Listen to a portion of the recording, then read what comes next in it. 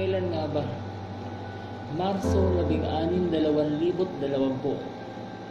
Araw ng pangamba at takot ay naglaho. Papadantay nga sa balita, mga matay nagliliyab. Isa kasing karamdaman ang kumakalat. Takot ka ba?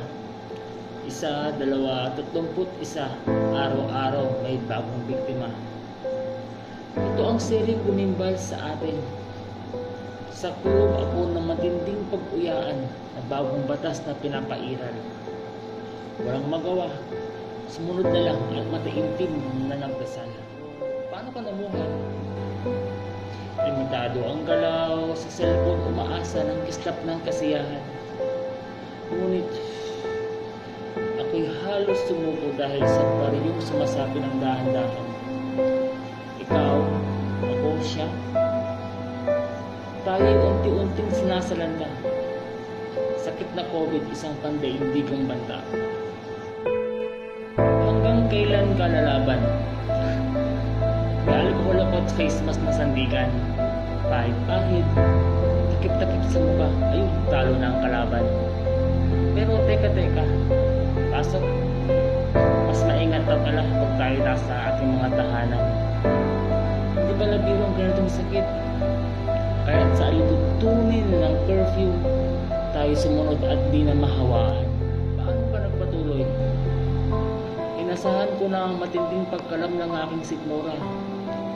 May mga araw talaga na tatamaan ka ng gutom. Oo, tama, naalala ko. Nagabang din ako sa relief para kahit papaano ako'y makaahon. Ikaw, di ba may ayuda ako? Sus, grabe naman. Akala ko nakalista ako. Sa haba ng pila na ininda ko maghapon, lubog na ako. Kalahati ng katawan ko sa hukay ay nakabaon. Sumuko ka na? Oo, gusto ko. Kaso hindi. Naalala ko ang kinang ng pag-asa sa mga palad ko. Nagpatuloy ako, natuto sa mga bagay na hindi ko dapat isuko. Naging mahinahon sa mga desisyon.